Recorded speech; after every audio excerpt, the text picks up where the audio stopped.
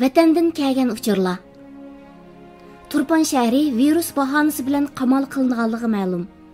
13 dekabr Uyg'ur axborot markaziga kelgan uchurda bildirilishicha, 13-sla Turpan shahri savdo bozorida 3 kishidan virus bayqaldi degan bahona bilan Turpan viloyatida sirtqa chiqish cheklangan.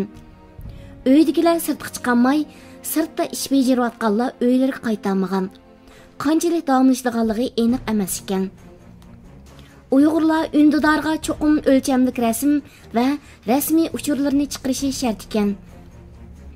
13 dekabr Uyg'ur axborot markaziga vatandan kelgan manbadan ma'lum bo'lishicha, Turpan shahrining qamal qilinishi bilan Xitoy hukumatı buyruq tushirib, kishilardan ündidarga rasmiy uchur va o'lchamlik rasm chiqarishni talab qilgan. Rasm cho'qim tegi oq, yalangbosh tushgan rasm bo'lishi kerak ekan. Talab qilingan uchurlar to'liq ism familiyasi, kasbi, jinsi, yeshi, siyosiy qiyofati, telefon nomeri, banka hisobot nomeri, kimlik nomeri, kimlikdagi adresi, ta'minot topshirib olgan adres, tavsiya qiluvchining aloqa nomeri qatorliqlarni o'z ichiga oldi ekan. Xitoy hukumatı bu uchurlarni virus sababidan bo'lgan qamal jarayonida kishilarni kerakli yordam bilan ta'minlash bahonasida talab qilgan bo'lsa-mu, ta'minot miqdori 181 yuan ekan. Erleri ve balçaqlari lagerlarga elib ketilganligi sababli ba'zi yashangan va Xitoychani yaxshi bilmaydigan Uyg'urlar bu uchurlarni ta'minlab berishda qiyinchilik tortgan va yordamga erishamagan. Virus bahonasida Uyg'urlarga dori ichkizish davom qilmoqda ekan. 15 dekabr Uyg'ur axborot markaziga vatandagi manbadan kelgan uchurga asoslanganda virus bahonasida Uyg'urlarga attiganda bir qatim va tushdan keyin bir qatim dori tarqatgan. Attiganda berdig'ini Xitoy tibobat dorisi, tushdan keyin berdig'ini oq tabletka dori bo'lib, ularning qanday dori ekanligi haqida tushuncha berilmagan. Nazorat qattiq bo'lib, bino uylarning eshiklariga pechat o'rilgan. Urumchidagi majburiy emgak lagerlarining ba'zilari oshkorlangan. 14 dekabr Uyg'ur axborot markaziga vatandagi manbadan kelgan uchurga asoslanganda, Urumchidagi majburiy emgak lagerlarining birining o'rni Badavanda bo'lib, maxsus oyoq tikilgan.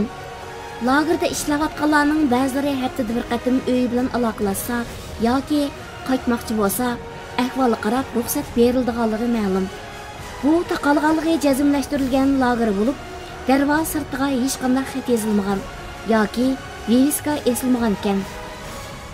Urumchi Shimogo rayonidagi bir lagerning sirtiga Shimogo rayonlik texnik maktabi deb yozilgan bo'lib, amaliyotda bu bir Uyg'urlarni majburiy ishlatayotgan lager ekan. Uyg'urlar ishlayotgan bu emgak lagerlarining taqilishi siyosiy qonun sohasidagilarga uqtirilgan bo'lsa-mu, ammo Uyg'urlarning kesilib qayerlarga elib ketilganligi yanla maxfiy bo'lib, siyosiy qonun sohasida ishlaydigan Xitoydan boshqa millatlarga davlat maxfiyatligini saqlash kelishimiga imzo qo'yish belgilangan. Urumchida chet el mollarini setish cheklanishga boshlagan. 14 dekabr Uyg'ur axborot markaziga vatandagi manbadan kelgan uchurga asoslanganda, Urumchida chet eldan kirgizilgan yemak-ichmak, turmush buyumlarini sotadigan savdo o'rinlaridagi va joylardagi mollar yig'ishtirilgan va setish o'rinlari tuyuqsiz taqilishga boshlagan. Urumchi Yan'an yo'ldagi asli Xinhua kitobxonasi o'rniga ochilgan Harambog' va Urumchi Davan yo'liga joylashgan Shigo degan bozorlardagi chet el mollari yig'ib etilgan. Xalqaro jinoiy ishlar sudi Uyg'urlar uchirgan irqiy qirg'inchilik uchun yetarlik dalil isbot talab qildi. 11 dekabr Qo'g'dug'uchi gazetida Xalqaro jinoiy ishlar sudi Uyg'urlarning irqiy qirg'inchilikqa uchraganlik talabi uchun yetarlik dalil isbot talab qildi nomli maqola e'lon qilindi. Maqolada bildirilishicha, Xalqaro jinoiy ishlar sudi Xitoyning Uyg'urlar ustidan yurgizayotgan irqiy qirg'inchilikqa yetarlik darajada dalil isbot bo'lishi kerakligini talab qilgan. Maqolada deyilishicha, Xitoyning sotqa berguvchi Sharqiy Turkiston surgundi hukumatı va Sharqiy Turkiston milliy uyg'onish harakati Uyg'urlarning Tojikiston va Kambojadan Xitoyga qaytarib etilishini dalil sifatida ko'rsatgan. Shundaqla Xitoyning Uyg'urlar qarshi irqiy qirg'inchiligi to'g'riliq yetarlik dalil isbot sunganligini bildirgan. ئىگىلىنىشىچە Tojikiston bilan Kamboja xalqaro jinoiy ishlar sudi tarafidan chiqarilgan Rim ahdnomasiga imzo qo'ygan davlatlar ekan. Xalqaro jinoiy ishlar sudining bosh taftish ishxonasi Uyg'urlarning arziga qarata inkos bildirdi. CNN torining 15 dekabrdagi xabariga qaraganda, Xitoyning Sharqiy Turkistondagi sanoqsiz jinoyatlari xalqaro jinoiy ishlar sudiga shikoyat qilingandan keyin mushu oyning 7-kuni jinoiy ishlar sudi bosh taftishi Fatu Benustovaning ishxonasi bayonot e'lon qilib, Xitoyning mazkur jinoiy ishlar mahkamasining ahdnomasiga imzo qo'ymaganligi uchun shikoyatnomaga asosan harakat qilishda shikoyat qilguvchi taraf bo'lgan Xitoy haqida tekshirish elib berishga imkonsiz ekanligini uqtirgan. Qarmoqqa Xitoyni jinoiy ishlar sudiga tortish hozircha imkonsizdek ko'rinsa-mu, ammo Xitoyning bu mahkamaga shikoyat qilinishi, mahkama ishxonasining inkos qaytarishi va xalqaro matbuotlarda bu haqda g'ulg'ul bo'lishi kishini xushal qiladi. Bu chet eldagi vatanparvar Uyg'urlarning Xitoyga qarshi ko'rishining yangi bir bosqichga o'rilganligining ifodasidir. Uyg'urlarning majburiy emgakka selinishiga qarshi Amerika qonun loyihasi yumshoqlashtirilish urinishi ostida. Katolik xabarlari agentligi torining 14 dekabrdagi xabariga qaraganda, Xitoyning Uyg'urlarni majburiy emgakka selishiga qarshi qonun loyihasi Amerika Avam Palatasida sentabr oyida ma'qullikqa erishgandan keyin Amerikadagi bir turkum dongli shirkatlar Amerika Kengash Palatasini nishonlab lobbichilikqa yurish qildi. Xabarda bildirilishicha, tanqidchilar bu lobbichilikqa mazkur qonun loyihasini yumshatib ojizlashtirish, o'rinish yo'lidagi tipirlash deb baho bergan. Uyg'urlarga qaratilgan majburiy emgakni to'xtatish qonun loyihasi mush yili 22 sentabr 3ga qarshi 406 ma'qullash bilan Amerika Avam Palatasi tarafidan ma'qullangan bo'lib, bu qonun loyihasida Sharqiy Turkistondan import qilingan har qanday tovar majburiy emgakka chetishlik deb qaralgan. Amerika senatori Xitoyning Uyg'urlar ustidan yurgizayotgan jinoyatlarni irqiy qirg'inchilik deb atashni tashabbus qildi. Florida kundalik gazetning 14 dekabrdagi xabarida ma'lum bo'lishicha, Amerika senatori Rick Scott Amerika davlat ishlari kotibi Mike Pompeoga maktub yo'llab, kommunist Xitoyning Uyg'urlarga yurgizayotgan zulmini texmo bak oshkorlashni tashabbus qilgan. Rick Scott Pompeo yozgan xatida Xitoyning Sharqiy Turkistonda yurgizayotgan barliq jinoyatlarni degudak tilga elib o'tgan bo'lib, Trump hukumatining bu vaqtdagi nohaqchiliklarga ovoz chiqarganligi va ba'zi choralarni qo'llanganligini tabriklagan. Shundaqla Pompeoni Xitoyning Sharqiy Turkistondagi jinoyatlarni irqiy qirg'inchilik deb atashga chaqirgan.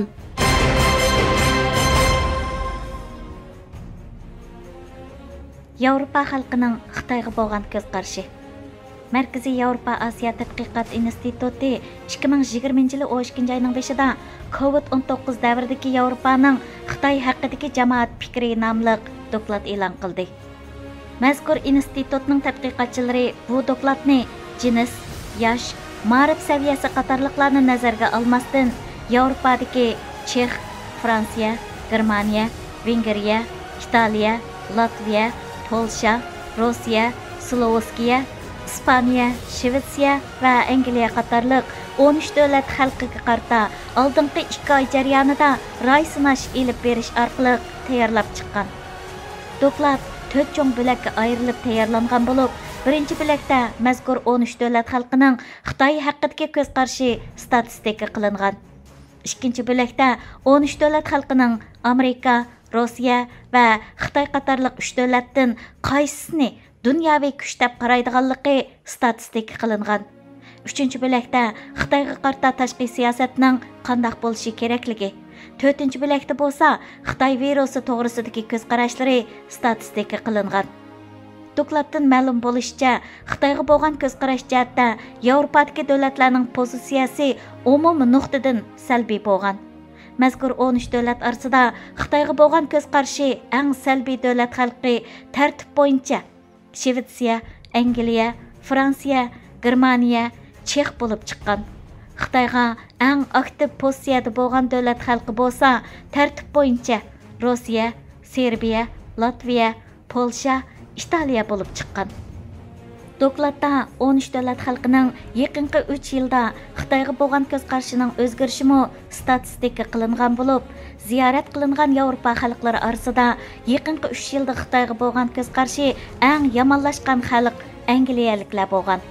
Ziyoratni qabul qilgan 70% Angliyalikning Xitoyga bo'lgan ko'z qarshi yomonlashgan. Arqadan Shvetsiya, Fransiya, Germaniya, Ispaniya qatorliqlar kelgan. 3 yil ichida Xitoyga bo'lgan salbiy ko'z qarshi eng tuvan bo'lgan davlat Rossiya bo'lib, ziyoratni qabul qilganlar ichida faqat 15% rossiyaliklar Xitoyga nisbatan salbiy ko'z qarashda bo'lgan. 30% ga yaqin rossiyaliklarning 3 yil jarayonida Xitoyga bo'lgan ijobiy ko'z qarashi oshgan. 3 yil ichida Xitoyni yaxshi ko'rishi eng oshgan davlat Serbiya bo'lgan. Ziyoratni qabul qilgan serbiyaliklarning 65% 3 yil ichida Xitoyni texmi yaxshi ko'rgan. Xitoy virusi to'g'risidagi ko'z qarash jihatda bir o'zgacha natija chiqqan.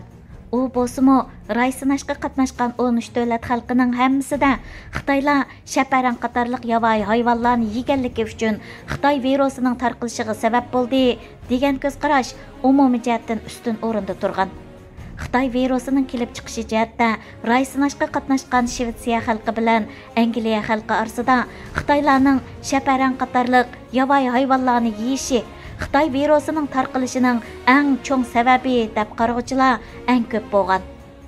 Ray sinashga qatnashganlardan Shvetsiyaliklarning 60% ga yaqini, Angliyaliklarning 50% ga yaqini mushu xil tushunchada bo'lgan.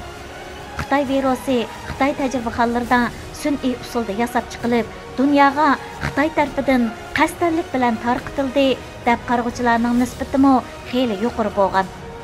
13 davlatdan mushu tushunchada bo'lg'uvchilarning nisbati 35% atrofida bo'lgan. Hatto mazkur dokladdan ma'lum bo'lganidek, Xitoyga bo'lgan ijobiy ko'z qarashi yuqori bo'lgan Rossiya, Latviya, Serbiya, Italiya qatorliq davlat xalqlaridami Xitoy virusini Xitoy yasab dunyoga tarqatdi deb qarag'anlarning nisbati 25% dan ustun bo'lgan.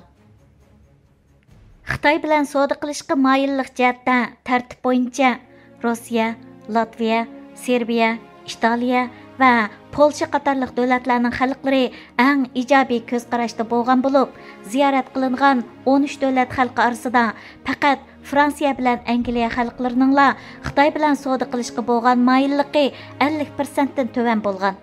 Qolgan 11 davlat xalqining hammasining Xitoy bilan savdo qilish moyilligi 50% dan yuqori bo'lgan.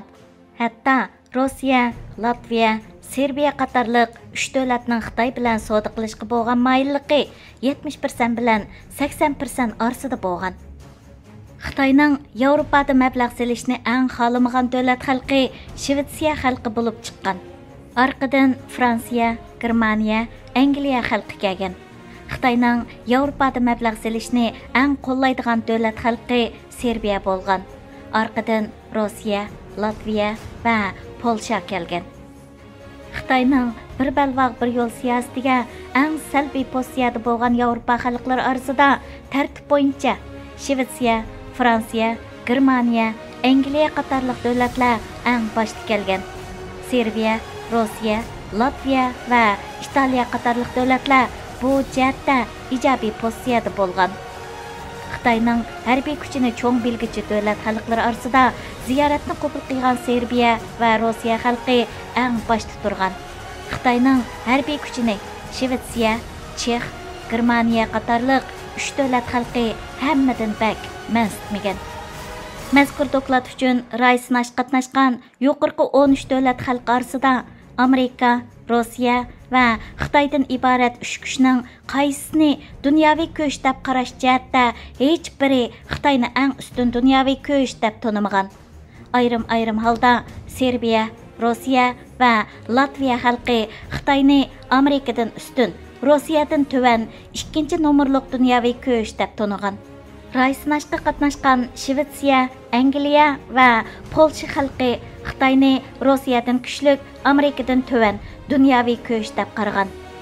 Fransiya, Germaniya, Chex, Vengriya qatorliq davlatlarning xalqi Xitoyni yuqorqi 3 dunyoviy kuchning 3-chisi deb qaragan. Amerika, Rossiya, Yevropa ittifoqi va Xitoydan iborat 4 kuchning ishonch darajasini baholashda raysinashqa qatnashgan davlatlarning xalqlaridan tartib bo'yicha eng avval Shvetsiya, ondan Polsha, ondan Fransiya, ondan Chex xalqlarining Xitoyga bo'lgan ishonchi aram 5% dan 10% orasida bo'lgan. Rad tartibi bo'yicha Serbiya, Rossiya, Latviya va Vengriya qatorliq davlat xalqlarining boshqa davlat xalqlariga qaraganda Xitoyga ishonishi eng yuqori bo'lgan. Doklad bir turkum realliklarni bizning samimizga soladi. U bo'lsa-mu, yuqorqi 13 davlat xalqi bir dakalda Xitoy bilan savdo qilishga nisbatan eng ko'ngilsiz inkas qaytargan. Xitoyning inson haqlarini qanchalik darajada dafsanda qilishi, Uyg'urlarning qanchalik darajada majburiy emgakka silishidan qat'iy nazar, raysinashqa qatnashgan bu 13 davlat xalqi orasida Fransiya bilan Angliya xalqidan boshqa 11 Yevropa davlatining fuqarosining Xitoy bilan savdo qilishni qo'llash istiki 50% dan yuqori bo'lgan. Bugungi dunyo xalqining baxt saodatning ul asosini iqtisod deb qaraydiganligidek reallikmi bu dokladdan ro'shan aks etgan. Xitoyga qarshi salbiy kayfiyati eng yuqori bo'lgan davlatlar Shvetsiya, Angliya, Fransiya va Germaniya bo'lgan. Bu 4 davlat texnologiyadan boshqa tabiiy va ijtimoiy fanlardami dunyoning eng oldida mengayotgan davlatlar bo'lib, buningdan sirt bu 4 davlat xalqining ma'rif saviyasi va ilm ma'rifatni cho'ng bilishi, bilimga mablag' selishi eng oldida turadigan davlatlardir. Buningdan shunda xulosa chiqaramizki, ma'rif saviyasi ustun, ilm ma'rifatga ahamiyat beradigan xalqlarning haq-nahaq qarshi vaqa hodislarga to'g'ri yakun chiqarishi, ilm ma'rifatni hammaning oldiga qo'yishdan mahrum qolgan xalqlarga qaraganda ko'p ustun bo'ladi. Serbiya, Rossiya, Latviya qatorliq davlatlarning haq-nahaq qarshi va to'g'rini xatodan ayirish iqtidori hammamizni ma'yuslantirdi. Biz Uyg'ur xalqi millat sifatida har qachon haq tarafda turishni tanlaymiz.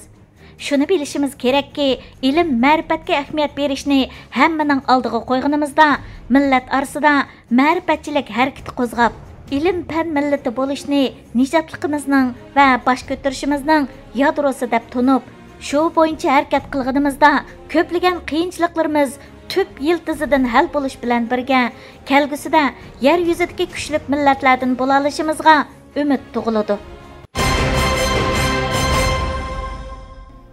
Uyg'urni qutqizayli. Abdori Aziz Aysa Alkun. Bütün dünyadaki Uyg'ur tashkilotlari va qo'lidan ish keladigan barliq faoliyatchilar uchun hozir biz hammamiz kuchimizni birlashtirib, o'zaro moslashib, aql va taktika bilan harakat elib boradigan eng negizlik, ta'xirsiz vazifa bo'lsa, Uyg'ur millatining naslini, uning tili, madaniyati va barliq milliy kimliklarini jon tikib qo'g'dab qilishdir. Uyg'urning vatanida Uyg'ur mavjud bo'lib tura olsalar, shuningga ishonimizki, Uyg'urning hamma narsasi bor bo'ladi. Shunga biz avval Uyg'urni qutqizayli. Uyg'urni hozirgi tragediyadan qutqizayli. Bugungi dunyo o'tgangi tarixga ishonadigan dunyo emas, balki hozirgi amaliy kuchga ishonadi. Shuni esimizda tutishimiz kerakki, biz hozir yashayotgan davr atom davri emas, balki uchur va raqam davri. Mana shu texnikalik qulayliklar barliq davlatlarga o'z fuqarolarini qattiq boshqarish, diktator davlatlar uchun bo'lsa, o'z hokimiyatiga qarshi chiquvchilarni bostirishning oltin davrini yaratdi. Shu Xitoy hokimiyati o'zining millionlagan begunoh Uyg'ur fuqarolarini jazo lagerlariga va turmalarga so'layotdi. Biz shuni bilishimiz kerakki, biz qaysi bir davlatda yashamayli, bizning har bir kunimiz shu davlatning nazorati ostida o'tadi. Biz bir kunnimi telefonsiz, el xassiz, ijtimoiy taratqularsiz, bank kartasiz, qisqasi uchur texnikasiz, hayotning raqam bilan kontrol qilinadigan barliq maishatlarsiz yashay olmaymiz. Dunyo insonlarni yangi qalb ichida yashashga majbur qildi va qilib bo'ldi. Biz g'arblarda yashayotgan Uyg'urlar bu qalb ichidagi imkoniyatlar bo'yicha erkin yashab turib, vatanimizdagi o'z erkinligidan, insonlik izzatidan mahrum bo'lgan qarindoshlarimizning haqqini talab qilish, ularning hayot bexatarligini xalqaro qonun orqali kapolatga ega qildirish bizning to'xtovsiz fidokorlik ko'rsatib, elib boradigan vazifamizdir. Shunga biz mavjud bo'lgan xalqaro qonun tartiblar ramkasi ichida uning doirasidagi imkonlardan unumli foydalanib harakat qilishimizga to'g'ri keladi. biz tövendikide qil sig'maydigan haqiqatlarga ishonimizki, hamma odam tug'ilishidan barobar yoritilgandir. Hamma odamga yaratquchi tarafidan hech kim daxl tarz qila olmaydigan hayot kechirish, erkinlik va baxt izlash qatorliq huquqlar berilgan. Bu huquqlarni kapolatga qilish uchun hukumatlar ta'sis qilingan bo'lib, bu hukumatning adil hukmronligi xalqning roziligi orqali barliq kelgan bo'lishi kerak. Har qanday shakldagi hukumat bu maqsadlarni ziyonga uchratgan hamon kishilarning uni o'zgartirish yoki og'dirib tashlash, o'zlarining bexatarligi va baxt saodatini bakra kapolatga qilishi mumkin bo'lgan yangi hukumat qurish va bu prinsiplarni shu hukumatning asosiga aylantirish barliq huquqni shu shaklda tashkillash haqqi bor. Biz aql idrok bilan, siyosiy murassa bilan, iqtisod va muarif bilan, yuqori fan texnika imkoniyatlarining vositalari bilan ish qilsak, hech bo'lmaganda Uyg'urning yumshoq kuchi va milliy kimliklarining yo'qolib ketishini osilta olamiz. Texmo jonpidorlik ko'rsatsak, saqlabmi qola olamiz. Shu nuqtadan aytganda, erkinlik degan o'z-o'zimizga mas'ul bo'ladigan irodamizdan iboratdir.